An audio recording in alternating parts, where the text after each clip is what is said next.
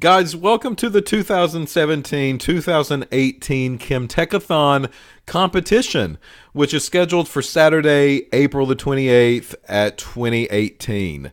So you're going to spend your Saturday with us, and we can't wait for that Saturday to happen. But before that time, you're going to have to prepare for the competition and maybe meet us in our laboratory spaces leading up to that date. And we can't wait for that to happen either. So this video is basically a little bit of background about us as a program and what we can provide to you as a maybe future student or just someone generally interested in sciences, okay? And then it's going to walk you through some of the events that we have planned for the competition this year as well. So that way you can kind of be prepared for what's to happen on this Saturday, April the 28th. Okay, so if we go and take a look at the Chem-Tech program, a few things that we would like to tell you about what we do at Cape Fear Community College. So first off, we are a 2-year Associates of Applied Science degree at CFCC. Associates of Applied Science degree just basically means that we are giving you the tools that you can then go out after graduation and get a job working in a laboratory somewhere. You don't need a 4-year degree to do this. You don't need a PhD to do this. You can actually work in a lab environment with a 2-year degree that's from us. So the chemical technology program actually will go through different areas of a laboratory environment. And these areas could be environmental, it could be cosmetic, it could be forensics, it could be a number of different things, like the food and beverage industry, working for Budweiser or Coca-Cola, right? Working in quality control or quality assurance. Well, we've got a company here in Wilmington that's called Quality Chemical Laboratory that basically does this type of testing. You can work for academia, which means that you can go work for institutions like Chapel Hill or Duke and work in their research laboratories and maybe even go to school and get that 4-year degree if that's something that you're interested in doing. So we put you in a position after graduation to work for a laboratory of your choice. And through our program, you will experience different lab avenues that maybe you like a little bit better versus some of these others. However, due to the nature of what we do in our program, students are interested in transferring the courses as well. So we do have a group of students that wish to transfer to a 4-year school or university after they graduate, and we allow those opportunities to happen as well. Many of your credits will transfer with you.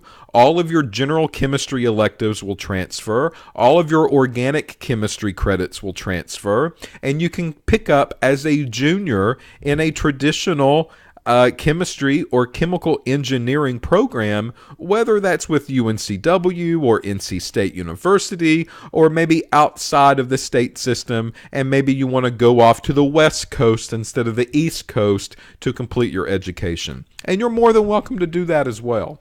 So if you're interested in sciences, if you're interested in working in a lab, if you're interested in getting a PhD, if you're interested in just stopping at a 2-year degree and just wanting to go directly into the workplace, then we have those options available to you. So don't rule us out. Don't forget about us, because we are very unique to the state of North Carolina. You're not going to find another program like ours in the entire state or in the entire community college system. Okay? So some of our featured instrumentation, we have about $1 million laboratory facility. We kind of brag about this because not many community colleges have the type of instrumentation that we have here at your disposal that we are welcoming you through our front door to use. So even with that said, some 4-year schools and universities do not even have some of the technology and equipment that we have, believe it or not. So we make some of them jealous as well. So a part of the competition this year, like it is with every year, is to focus on one piece of instrumentation that we would like for you to be exposed to. And we try to change this piece of equipment from year to year to year. So this year, what we have chosen is called the Atomic Absorption Spectrometer. And as part of the competition, we would like for you to come in as a group, and we're going to give you a laboratory training exercise. And we're going to allow you to prepare samples. We're going to allow you to prepare what we call standards. And you're going to run these on the AA instrument. That's what we use as an abbreviation in order to obtain a concentration of a unknown sample, right? So we're going to walk you through all of these processes. And this is what a lab analyst would do in a laboratory, maybe on a daily basis. So you'll actually make the samples yourself. You'll prepare everything on your own. You'll run these samples on the machine. You'll actually get to use the machine yourself. You'll set the software up yourself. Everything you will do hands-on, because after the instrumentation training, you will then come back to us for the actual event for the competition, where you will prove to us that you can do it on your own, right? Okay, so before I get into any of that, Chem-Tech's by the state. So if you have our degree, our graduates really can work anywhere they want to work in the United States. And what you'll see on your screen is that the darker green color basically means more job opportunity for you. Notice that the state of North Carolina is one of the darker greens, and that's really due to our heavily enriched laboratory spaces that we have scattered throughout the entire state. Whether it's Raleigh or Greensboro or Charlotte, Winston-Salem, you're going to find laboratories that need people like our graduates.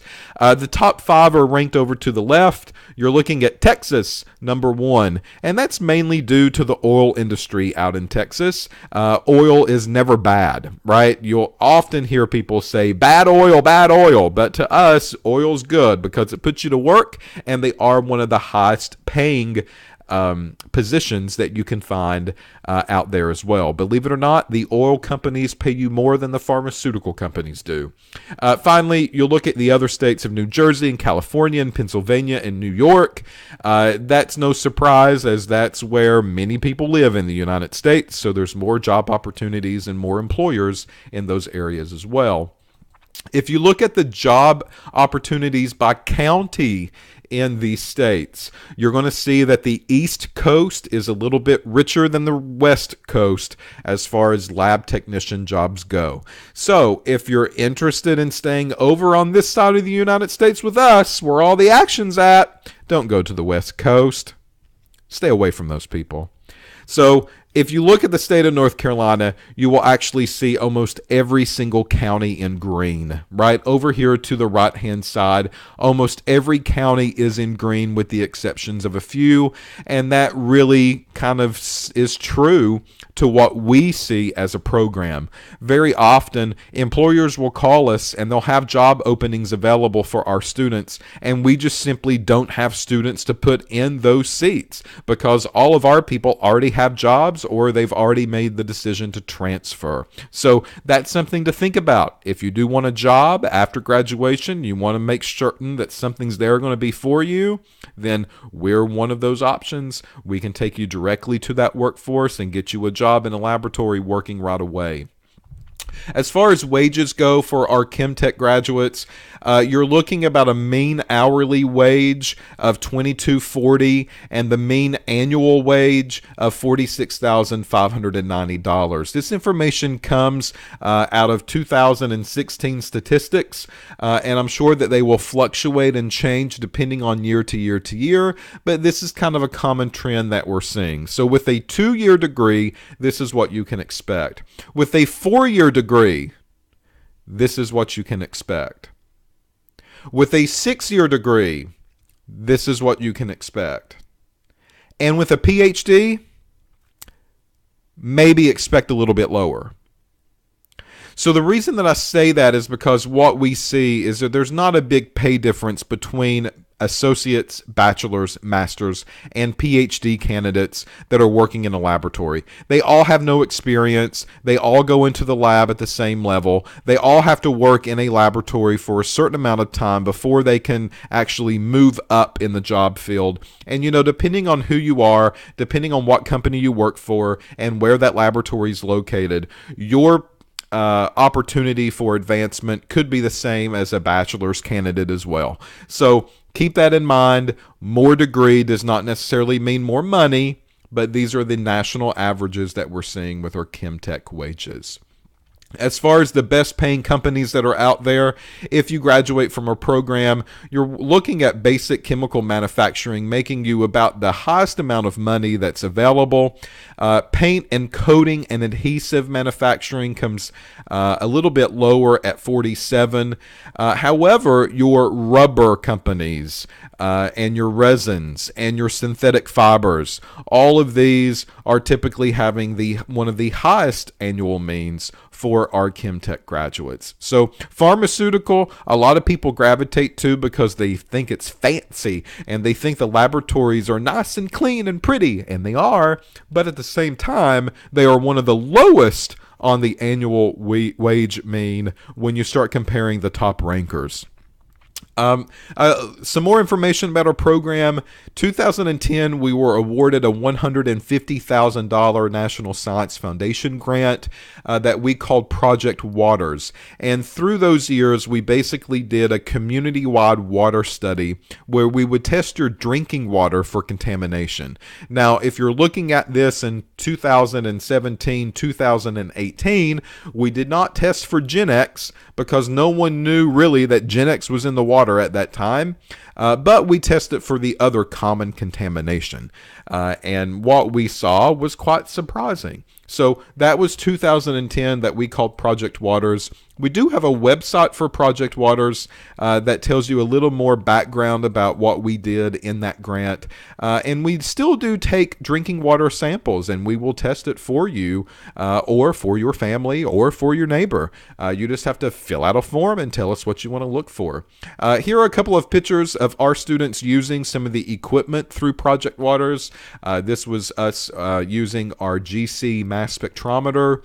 Here's another student using ion chromatography. Here's another student using a density meter. And then finally, another set of students that are using our high performance liquid chromatography. A couple of years later, we received our next grant in 2014 from the Burroughs Wellcome Fund. And the Burroughs Wellcome Fund grant basically put into play this competition called the Chem-Techathon. So with the Chem-Techathon, we basically were able to award money to schools that were high performers. So first place and second place and third place teams walked away with consumables and supplies that they needed for their laboratory. This could be something as simple as beakers or solutions or glassware or even goggles that you needed to do lab at your high school with. So 2014 is when this grant started. The competition lasted for 3 years in the first iteration of it before that grant had expired. Here are a couple of pictures of students like yourselves that participated in the competition for that particular year. Here's our very first group of winners from Wilmington Early College High School that walked away with about $3,500 worth of consumables and supplies for their lab. Here's another student that's working on the atomic absorption spectrometer that you will be working on this year. Another set of students that are doing some basic prep work in a laboratory and getting samples ready to run on instrumentation. And then finally, another set of students that are basically using some pipettes and making solutions with as well. Finally, in 2016, we received another National Science Foundation grant, and this grant basically put into play the extension of the competition that you're participating in this year. So the competition itself has changed. This is what we're going to call the second iteration, and that's what you're currently involved in with now. So not the original plan that we set out to be 3 years ago, but now this is more trimmed, more streamlined, and I think better for all of us all the way around. Your end, your teacher's end, and our end as well. Not only that, but we also put into play what we call a U-Pick program. So your high school teachers or your middle school teachers or your elementary school teachers can visit our website at u-picks.com, and they are able to check out our portable equipment and instrumentation that they can use in their own labs and improve their own labs at their location.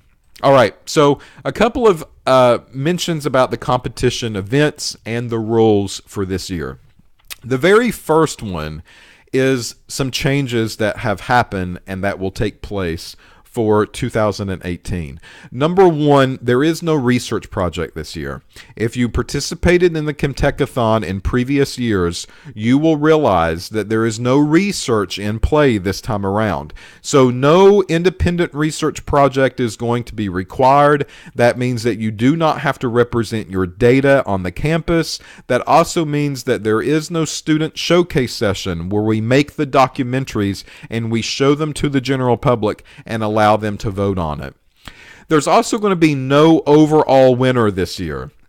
What that means is that each event will be awarded a first place. We're not looking at first, second, and third place overall anymore. Each event will be a standalone event. It will be up to your group to perform well in that particular event, because you will basically get consumables and supplies from how you perform in those individual events now. No longer is it the overall competition. Finally, there is no bonus points this year. We were awarding bonus points for teams that would consist of a large percentage of female and a large percentage of underrepresented groups, minorities. This was a issue that the BWF really felt that was important to increase the number of women and to increase the number of minority in a STEM-related discipline or job career. And this is why we did this during that time. However, the National Science Foundation gave us a little bit of leeway, and we no longer have to restrict how your teams are going to be made up anymore. We felt that sometimes this was a disadvantage to students and to groups who did not maybe have the pool of people to choose from that other high schools or groups would have. So no bonus points for women, no bonus points for minorities. It is what it is. You make up your team how you see fit, and that's how we'll go from that point on. Number two, the instrumentation. The instrumentation this year is the atomic absorption spectrometer. You have been given a link by your high school mentor maybe, or maybe directly through us, and that link is going to look like the one that's here on the PowerPoint slide, and we heavily encourage you to watch these videos about atomic absorption spectroscopy. This will give you background that you need to understand what you're doing in the lab when you show up. So these instrumentation videos are very important. So make sure that you watch those before you show up to training with us, so that when we ask you questions, you know what you're doing and you can answer those questions for us. In addition to that, a part of the competition will also be a Test Me event. And the Test Me event will be questions that will be focused on those videos that we have sent to you that we have assumed that you have watched. So if you want to do really well on the Test Me event, make sure that you watch the videos that are in this link, because questions will come from those videos. So after March 1st, what you need to do is schedule a training session with us at Cape Fear Community College. We'll bring your group into our lab, whether it's during the day or up in the evening or on the weekends, and we will train you on how to use this piece of equipment. When you feel comfortable, you're more than welcome to leave, okay? Then after April 1st, we need you to schedule a date to come back in and we need you to do the lab experiment, not the same one, but something similar, on your own with no help. So this is your chance to prove to us that you know how to work this piece of equipment and you feel comfortable processing samples and solving a few equations. All teams have to complete this activity by the last day of the competition.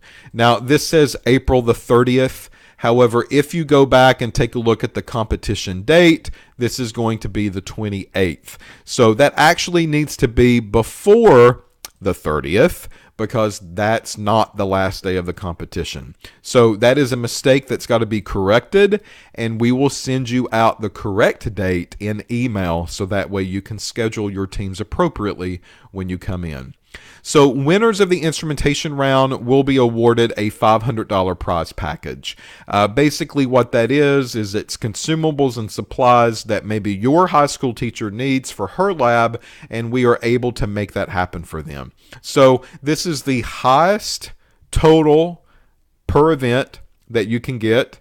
This is worth the most amount of money as far as consumables and supplies go. And if you want to do extremely well, or you want a really good shot about winning some money, then this is the event to do that in. Now, a while ago, I talked about the Test Me event. You have to watch the videos for the YouTube. The Test Me event will be a 60-question multiple choice exam. All team members have to take the exam. In the past, we only allowed 8 to come into play. But this year, every person on the team roster will have to complete the 60-question multiple choice exam. And what we will do is that we will average your scores. So you have to make sure that everyone on your team has watched these videos to do extremely well on the test, so that way you've got a chance of winning this event. The lowest score will not be included in the team average. That also means that if you have someone that doesn't show up on the competition date, that person will be recorded as a 0, and that 0 will not be included in the average. So please keep that in mind. If 2 people do not show up to the event, then 2 zeros will be recorded, and only one of them will be dropped. So every person on the competition list that we receive from you, that you have filled out, needs to be there to take the Test Me event. That will be the first thing on the competition date. Only the first place winner will receive any kind of monetary award of consumable and supply, and that award will be a $200 prize package. All right, the next one is going to be the Make Me event. This event has really stayed true to the competition from the very get-go, from the very first year that it was introduced. And the Make Me event is basically going to be your ability to make a solution with a solid substance. So we'll give you a couple of word problems, and it will say, make this solution, and we'll give you a concentration and a volume that you need to make. And you'll need to calculate how many grams to weigh out. You'll need to actually weigh out those grams. You'll need to dissolve it in volumetric glassware, and you need to prepare those solutions appropriately. Some of the things that we want you to take a look at will be the molarity, of course, that will be on there, but other concentrations besides molarity may be present as well. So we're encouraging you to take a look at normality, as well as weight per volume, as well as part per million and part per billions, and just simple percentage calculations. So those are the things that you need to take a look there. So just to repeat myself one more time, we're taking a look at the molarity equation. So that should be moles divided by liter. Make sure that you feel comfortable with that equation. Calculate moles, which will lead you into grams to weigh out, which will then you will prepare the solution accordingly. Okay? Then take a look at normality. Normality is something that people do not talk about very often, it seems like, in a high school classroom. But normality is one of the most common concentrations when it concerns acids or bases. And this is very important because we use acid and base all the time in a lab. And those are in reference to normality, not molarity here. So molarity is not the most important unit that's out there. It's one of the units, but by no way is it the most important or even the most common. So normality, take a look at. Also just a simple percentage. If I ask you to do a 30% solution of sodium chloride, are you able to make that solution? Are you able to, if I give you a volume and the concentration, can you weigh out the appropriate amount? Can you dissolve it? Can you put it in the proper volumetric flask? And can you transfer that to a container that we can then measure? So that's another one. Also take a look at percentage on weight per volume and volume per volume. So weight per volume is basically grams getting weighed out and dissolved in liquid, and volume for volume is basically a liquid getting measured out and dissolved in another liquid. So just make sure that you feel comfortable with those concentrations as well, because those units might show up too. And then finally, one of the most common concentrations that we have, that we work with in our laboratory, are part per million and part per billion. So can you make a solution on part per billion or part per million levels? Do you know what that means? Can you solve for those types of equations? And that's the purpose of the competition. We will let you take control of that and learn these units instead of us basically giving it to you and you just regurgitating it out for us a little bit later on. The Dilute Me is another event that's very similar to the Make Me event. And the Dilute Me is basically very similar to Make Me, except you're using liquids instead of solids. So can you use the dilution equation? All right, well, that equation is something that's also very commonly presented in a high school classroom. The dilution is MV equals MV, and that's how most people will introduce it. But you know what? That's actually not really true. It's actually CV is equal to CV, and the C stands for concentration, and it can be anything that it wants to be. It can be molarity, it can be normality, it can be ppm, it can be ppb, it can be percentage, it can be anything that it wants to be if it's a concentration. So that's more of a prim and proper way of a dilution equation. So can you use dilution? Can you plug those numbers into the dilution equation, get a value, and then use that value to make a solution with? Notice that in the Make Me event, what has changed this year is only 2 team members will be allowed in the event room, and that's it. And you will be required to make multiple solutions, not just one this time, but more than one. So 2 team members, we're limiting you on the group of people that you can maybe fall back on if all of you are not prepared for the competition, and multiple solutions just to make sure that the team didn't really get lucky when they had to make the solution the first time around. The second one, also with the Dilute Me, 2 team members only in the event room, that is it, and then you will be required to make multiple solutions in that event room. After we look at your data, the first place winner only will receive a $200 prize package for their high school. Next up is the Titrate Me. This was the disaster the first year that we gave it. No one really knew how to do titrations at all. We did not do it the second year, and the third year, because we stressed it, people were more prepared for the Titrate Me event. This year, make sure that you're prepared for the Titrate Me event. 2 team members will go into the event room only. You will be required to perform a titration for us. And that titration is going to be maybe an acid and base, and it might be hydrochloric acid and sodium hydroxide. It might not be. It could be an acid with 1 proton. It could be an acid with 2 protons. So the mole ratio might not be a 1-to-1. So we encourage you to go back and take a look at titration problems and make sure that you're okay with the concept of titrating and calculating a concentration for an unknown that we provide. So, for example, you're given a solution of unknown nitric. The titrant is sodium hydroxide. That concentration 0.35 molarity. It takes 9.56 mils for the indicator to turn color. What is the concentration of nitric acid? That should be nitric there, not hydrochloric, right? So another mistake, another typo in the PowerPoint. So just ignore us. We were having a bad day maybe. So that's the idea of Titrate Me. With a titration, we can provide you everything that you need to practice titrations with. You just simply have to ask for it.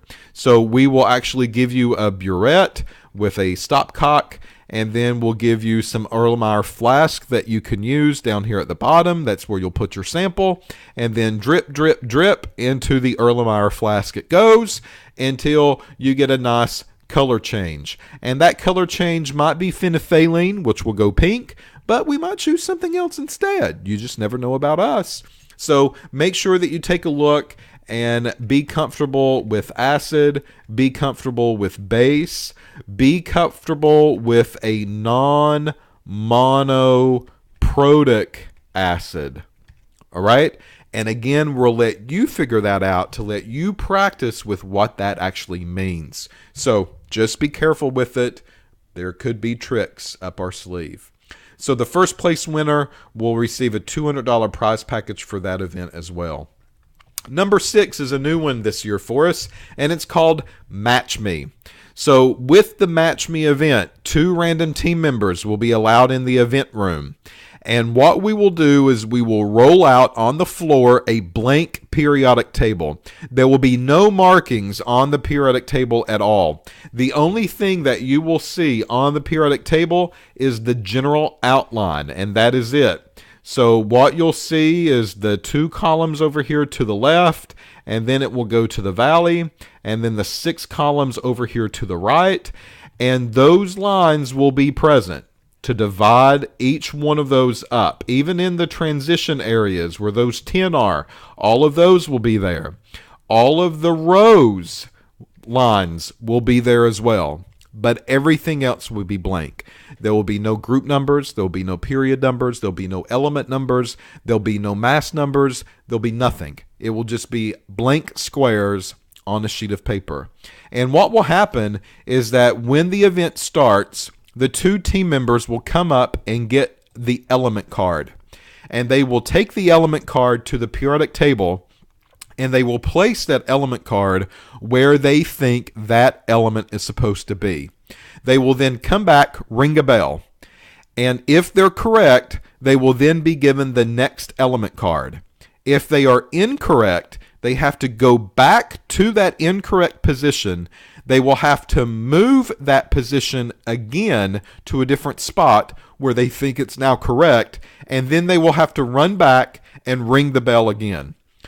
Only until they get the first element card correct will they then be given the second, and then the third, and then the fourth, and then the fifth. You cannot pass. Passing is not allowed. So you have to struggle with the element card that we give you until the time is up. So we'll give you 30 minutes for this event, and the team that can identify the most in the 30-minute time frame, or the quickest of all of them, will be the first place winner of the event. So another $200 prize package is headed your way. Finally, the next one, it's called Solve Me. And the Solve Me is basically a way for you to solve chemical-related problems. Okay? Most of these will be solution preparation based. Most of these will be preparing a solution using molarity or dilution or stoichiometry, going from one component to the next, maybe percent yields, theory yields, just your typical kind of concentrations that you'll always see in a lab. Okay, that's what we're going to be doing here. And what we'll do is that we'll give you the question. So you'll go into a room and your 5 team members will sit down, and the first team member will be given the problem, and only they can see the problem. They'll go up to the board with a marker, and they will begin to write the problem on the board. They'll have 30 seconds. After 30 seconds, that person will then have to pass that question to the second team member. That second team member will look at the question, and then they will continue writing the question on the board, and maybe it will take a third person after 30 seconds before they'll be able to finish it out. When they finish writing the question, well, maybe that will be your 4th person in line. They then will go up to the board and begin to solve the problem. After 30 seconds, they will then pass the marker to the next person. That person will pick up where they left off. If that person does not know what to do with the question or how to solve the problem, our advice is to hold on to the marker until your time is up. Then, after 30 seconds, it goes back to the first person, and you will continue to pass the marker every 30 seconds until that question is solved on the board. If you did not solve the question the proper way, the judge in the room will tell you that it's not correct, and you will have to figure out where that question has made a mistake. During this whole process, all of these people's mouths have to stay shut. You cannot help other people at all. So this is black masking tape or duct tape that we're putting on your mouth. Not really, but we wish we could. That way it prevents you from helping your team members. If at any point in time you get the marker and you know that there's a step up here that's incorrect, you're more than welcome to erase those steps as well. You just cannot share information amongst team members. So that's how this event's going to play out. If you solve the question the proper way, well, we've got 30 minutes to play this game. We'll then give you a second problem, and then the whole process starts completely over. You begin to write the problem on the board, pass the marker from each other until the question's written. After that, you can then begin to solve the problem, and you'll do the step-by-step process in order to get the correct answer. Once you do, you pass the marker, you get your next question, and you can continue on. The people who answer the most questions correctly in the given time of 30 minutes will be the first place winner of the round and will receive a $200 prize package for their school. Finally, the final event is called Hang Me. And Hang Me is basically hangman, but it's for chemical phrases and chemical terminology. Okay? So 4 team members go into the room, and those 4 team members will basically be given a hangman problem. So I'm going to clear this out, and on the board, you will see a series of dashes that will be on here, and 4 of you will be in the room, and you'll each take turns basically calling out one letter at a time. It can be a vowel, Pat Sajak, or it can be a consonant. It doesn't matter. But what happens is that if you call out a letter and that letter is not part of the puzzle, you get 1 strike. After 5 strikes, the atomic bomb explodes on you, and you do not get the points associated with that puzzle. So those give a 0. You'll then move on to the next puzzle. You'll have another chance to attempt a second puzzle, and then after 5 strikes, if you do not solve it, that goes to a 0 point as well. The object of the game here is to get as many points as you can within the 30-minute time frame. The first place winner will receive $200 that will go toward their school for consumables and supplies. Now, with all of this said, general overview of the events, we are offering an opportunity for you to take some of our students that might have some inside information about the competition and have them come out to your school and have them coach your students and have them allow your students to be prepared for the day of the competition. The mentor can basically give you heads up. They can give you example problems. They can make sure that you're doing certain procedures the right way. They can also be here in the laboratory for your training when you work on the atomic absorption spectrometer. The mentor is going to be a great source of information. So if you're interested in getting a mentor, then our advice is to go ahead and contact us. Please email Matt Groff, who's our program liaison, mgroff@cfcc.edu, and he will be able to basically schedule you a mentor to start coming in and helping your team practice for the competition. All right, so if you've got any questions about the competition, just please let us know. Email Matt Groff or email myself, tholbrook@cfcc.edu.